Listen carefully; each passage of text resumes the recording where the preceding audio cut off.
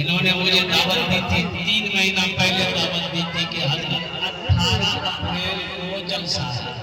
हम 18 अप्रैल को आ गए, तकरीर करने दिया 19 अप्रैल। आज क्या तारीख है? जल्दी बोलो भाई। 18 भाई इंसाफ करो भाई, भाई इंसाफ करो। अभी आ रहा था मेरा बहुत सारा नौजवान मेरा मार्केट में घूम रहा है, दुकान में है और कुर्बान जाओ सड़क पर है, रोड पर है, नौजवान घूम रहा है। ये कैसा इंसाफ है? घर से अपनी बीवी को कह के निकला है ना ना वो जलसा सुना दे बाजार में घूम रहा। कैसा इंसाफ है भाई? इंसाफ है भाई? जलसा या बाजार में मुझे कैसा इंसाफ है? और नौजवानों सुनो, चूहेदानी कौन देता है? अच्छा साबुनदानी जल्दी बोलो भाई। साबुन, बच्चा दानी, बच्चा पानदानी, हाँ मच्छरदानी।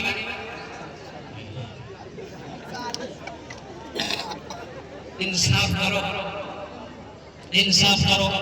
ये जितने नौजवान खड़े हैं मैं समझ सकता हूँ कि बैठने की जगह नहीं है, इसलिए कि जितनी कुर्सियां थी वो सब फुल हो चुकी। अल्हम्दुलिल्लाह अल्लाह आपके खड़े होने को कबूल फरमाए, आमीन वाला।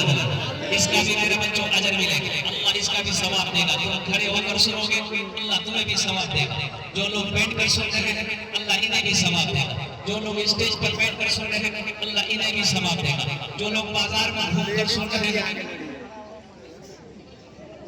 अल्लाह सामने देगा। मेरा अल्लाह बखील नहीं है, मेरा अल्लाह सखी है। एक मसला है, अब जुमे की नमाज पढ़ने के लिए मस्जिद जाए, उलमा फरमाते हैं कि अल्लाह के फरिश्ते मस्जिद के दरवाजे पे रजिस्टर लेकर कलम लेकर खड़े हो जाते हैं। जो सबसे पहले आएगा उसका नाम लिखा जाएगा अब्दुल्ला, बाप का नाम अब्दुल जब्बार।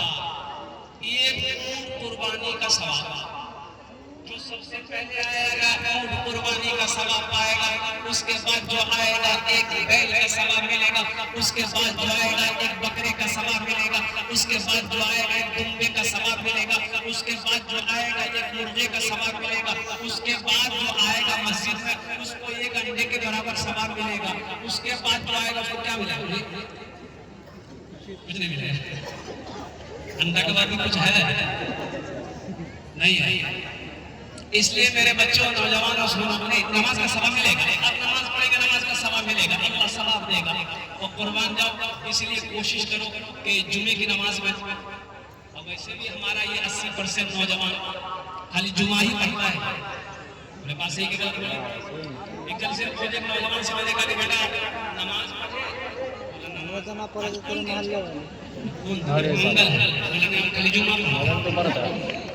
फजर जोहर असर मगरिब इशा कौन पढ़ेगा? अब्बा जन्नत में जाएगा, अम्मा जन्नत में जाएगी, तूने जन्नत में नहीं जाएगा। अल मुख्तसर उधर से हमने हाजिर नहीं करी। हमारे स्टेज पर हमारे अकाबिर उलमा तशरीफ फरमाए, उलमाए देवबंद जो जिनके जूतियों को मैं अपने सर का ताज समझता हूं, उनके सामने ज्यादा लफ्ज़ करना बेअदबी है। আমি আপনার বক্তব্যটা 40 से 45 মিনিটের মধ্যে আমি শেষ করব। এজন্য কেন শরীরটা ভালো নেই और सफर भी करना है, उड़ीसा के जलसा करके यहाँ पहुंचा, फिर यहाँ का जलसा करके उड़ीसा के जलसा पकड़ना है।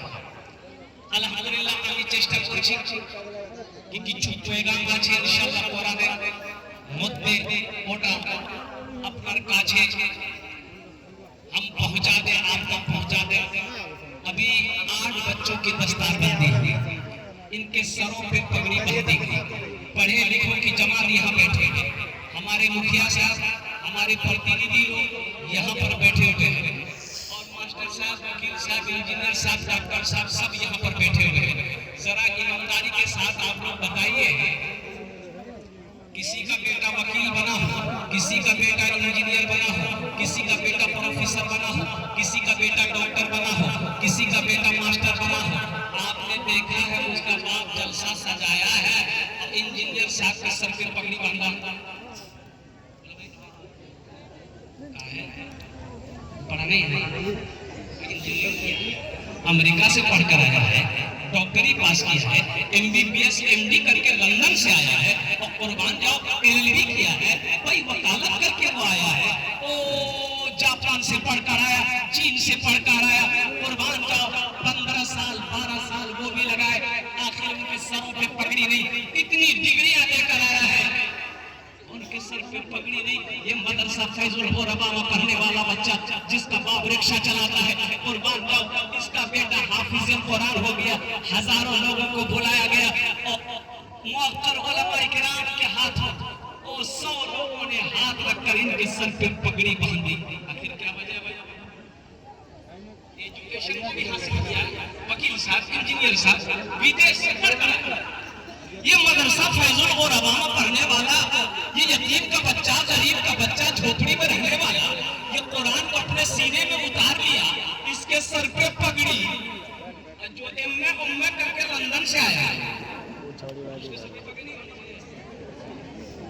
इसकी वजह क्या है? कुछ तो वजह है, इसकी वजह है, वजह क्या है?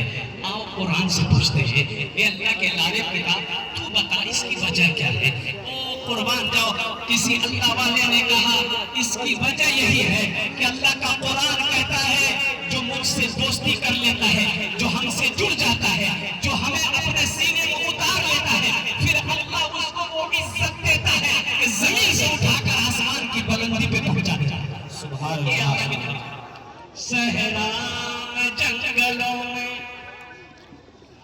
सहरा में जंगलों में, बयाबान में पढ़ो, मीनार गिर पड़े हैं तो मैदान में पढ़ो, मीनार गिर पड़े हैं तो मैदान में पढ़ो, ये बेखबर नजूमी तुम्हें क्या बताएंगे, कल होने वाला क्या है ये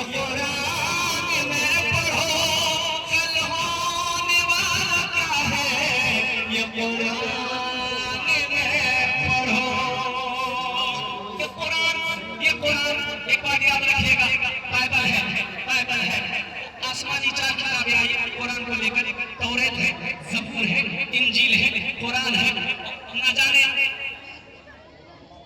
कई मज़ाहिब के मानने वाले पूरी दुनिया के अंदर में, लेकिन किसी भी मजहबी किताबों के हाफिज नहीं मिलेगा सिवाय हाफिज कुरान, सिवाय हाफिज कुरान के। और कुर्बान जाओ ये 30 पारे बच्चे अपने सीन बांधी गई है, कल क़यामत के दिन इसके बाप के सर पे पगड़ी बांधी जाएगी, इसके माँ के सर पे पगड़ी बांधी जाएगी।